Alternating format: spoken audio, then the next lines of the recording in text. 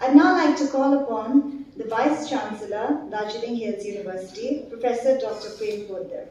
Professor Prem Poddar is currently the Vice Chancellor of Darjeeling Hills University. He's also been the Honorary Senior Fellow at University of Manchester in UK. He is Professor in Cultural Encounters at Roskilde University in Denmark for a decade. Prior to that, he was an Alexander von Humboldt Senior Fellow in Berlin, AHRC Fellow at Southampton University, and Carlsberg Senior Fellow at Cambridge University. He was a visiting professor at Fudan University in China, Confucius Senior Fellow in Shanghai, and visiting professor in Heidelberg University. He's taught in India, Britain, and in 2 universities in Denmark, both as an associate professor in post-colonial studies and professor in cultural encounters. He's the author of sundry articles and books on his varied interests. His forthcoming series of articles and a monograph, China in India, Himalayan Kalimpong, from Cambridge University Press, investigates India-China relations through the optic of borders in the Eastern Himalayas. His continuing interest in state and nation as conceptual context for analyzing cultural representation forms the center of his forthcoming work on the politics of the passport. Please welcome Sir.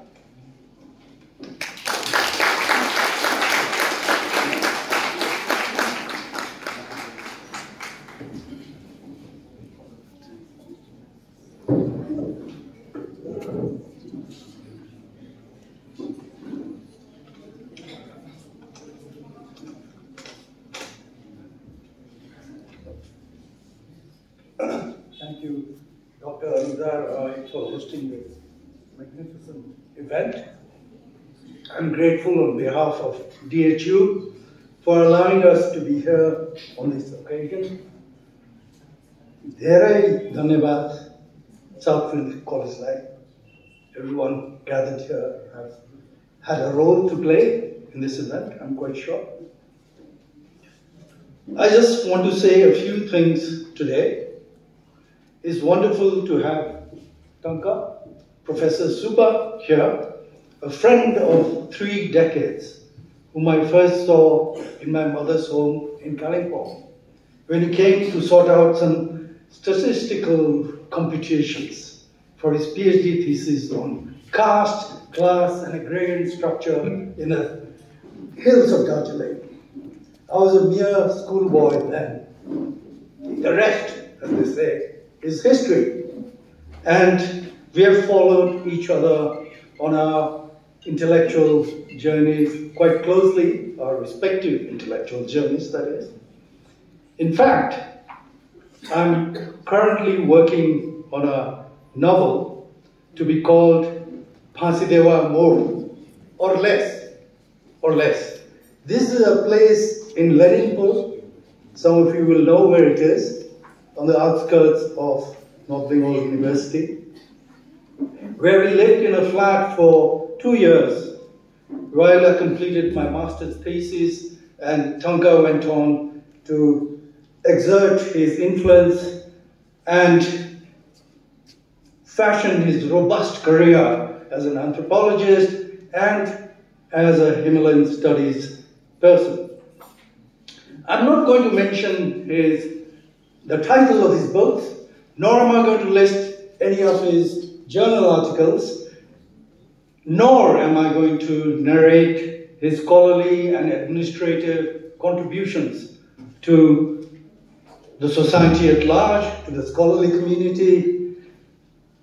Suffice it to say here, I think, it's enough to say here, that for an audience like this, his name is far from unknown. All of you know his name, and therefore, I think he really needs no introduction. I want to keep this short. This is not a speech, so I want to keep this short. The occasion today is to address the challenge of giving birth to a Hills University. Currently, as Madam Rai pointed out, we are a virtual university. We are becoming a discursive university, and this occasion is a testimony to that. that it is all discursive. There is nothing much material about it.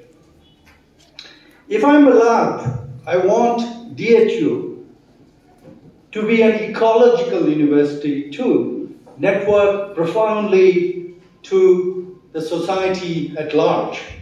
The university is clearly interconnected with a number of ecosystems. These ecosystems are knowledge, social institutions, the economy, culture, and the natural environment. So I have a very large idea of the ecological. It's not just physical environment.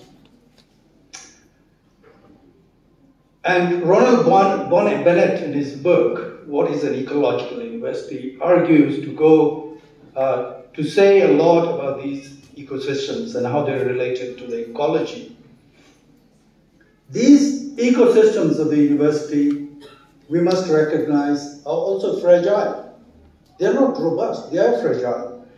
The university's big task then also becomes how do we engage with each one of these systems.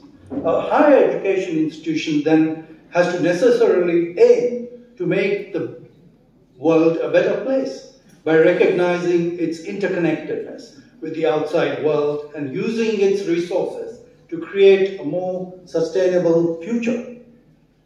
I've been developing my vision ever since I dislocated from London. This I've begun to do in my short newsletters published on our website for some time, and I will continue to do so until my term comes to an end, whenever that is. Since the ongoing education at DHU has been online so far, and a shift towards offline instruction is not really imminent, I wrote a confidential letter to the West Bengal government last month suggesting that the Presidency University campus in Darwin, Kershaw, be lent to us for 3 years while the construction is completed in Jogighat, Mangpu. The letter, for some reason, it was a confidential letter, but for some reason was leaked to the press. And all of you gathered here and beyond already know about my proposal. It's not a secret anymore. The joke is that we do feel a bit like the proverbial Dobi ko kukur, no garko, no jogi garko. That's the kind of the truth.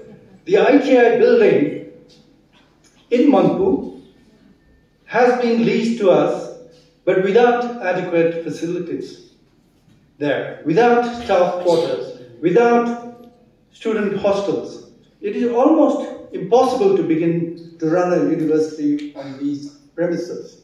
I have tried to think of doing that, but the teachers who teach online, both from the colleges in the hills and from the university, tell me or ask me about where they're going to live. Who's going to ferry them to Mangpu and back? We don't have those resources. It's not possible. It's a good question to ask. When is offline instruction going to begin? But that is not a question I can easily answer. This is just the lack of physical infrastructure that I'm referring to. Sanction of academic posts, administrative posts, non-teaching positions would also have to go along with that. They have to go along hand in hand. You can't just do one and leave the other out. Right now, North Bengal University has been generous enough to provide us administrative support and teachers to run some of those courses, as have the teachers in the Darjeeling Hills. North Bengal University, founded in 1962, has an interesting history of its own. The first Vice-Chancellor, B.D. Dasgupta, could be seen then under his umbrella supervising the construction of the building. The China War of 1962 entailed the Indian Army taking over the campus then, and classes had to be shifted to Siliguri College, which was also in the process of being built. We are fortunately not in a war situation today. Nevertheless, there are other kinds of grave risks afoot for new as well as old universities, as artificial intelligence technologies threaten to take hold of education. The use of ChatGPT, some of you might be familiar with that platform, an artificial intelligence language model by students has led to serious concerns. These include the lack of personalized learning, diminished critical thinking and research skills, absence of human interaction and empathy, ethical concerns and biases, and technical limitations. These all factors demand our attention, even now, not in the future. The neural network revolution that we are now experiencing started about 10 years ago. Research by pioneers like Geoffrey Hinton, who resigned from Google just very recently, and research by pioneers has led to leading computer scientists to voice concerns, including the future AI systems and about how they may surpass human intelligence, pursue misaligned goals, and pose existential threats. ChatGPT and other models continue to produce toxic language forms, with some languages issuing toxic responses. For instance, to queries about black people in almost a fifth of all tests, negative. Geoffrey Hinton, is afraid of the technology he helped create. My confidence, he says, that this was coming for quite a while has been shaken by the realization that biological intelligence and digital intelligence are very different. And digital intelligence is probably much better. While this may seem remote, far away from here in Darjeeling today, I can tell you that in this digitally connected world, it is here. A student writing an essay can ask ChatGPT to write it for them in just a matter of minutes. It doesn't take any longer. Who is to say what I have just told you, what I have just said to you, has not been written by ChatGPT? I could have asked ChatGPT to write a little talk for me, giving them coordinates about my positions and the tasks that entail this short intervention. I leave you with that very worrying thought. I'm sorry about that. Thank you for bearing with me. Over to you, Tanka. The space is all yours. Thank you.